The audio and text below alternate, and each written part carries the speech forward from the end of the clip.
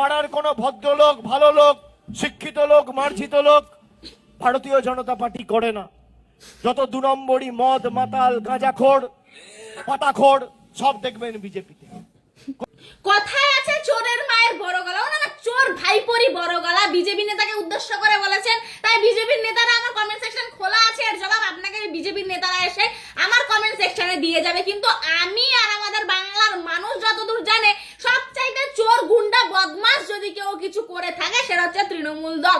কোনো ভালো লোক করে না, সবাই নিজেদের পিঠ বাজানোর জন্য, স্বার্থ সিদ্ধি করার জন্য ওই দলটাই করে। আর আপনি যে বলছেন ভদ্রলোক, আপনি নিজে ভদ্রলোক নাকি? আপনি নিজেই তো চুরি করেন আর পালিয়ে যান বিদেশে, তারপর আপনি আবার বলতে এসেছেন এ ভালো না সে ভালো না। এইসব কথা তো আপনার মুখে মানায় না। যেখানে বাংলার মানুষ মানে তৃণমূল দলের নিচু তলা থেকে উঁচু তলা পর্যন্ত কেউ বলতে পারবে না যে একটা চোরছাচরা গুন্ডা মস্তান নেই।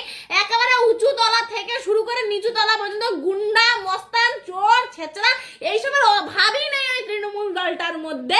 আবার এই চোর ভাইপোর বড় বড় কথা, মানে বাংলার মানুষ না খুব ভালো মতন করে জানে যে আপনার তৃণমূল দলটা হচ্ছে চোর চামার ছেচরা গুন্ডা মস্তানের একটা ফ্যাক্টরি। তাজেই আপনি আর যাই করুন না কেন, বাংলার মানুষকে এটা বোঝাতে আসবেন না যে আপনারা হচ্ছে ভদ্রলোকের দল।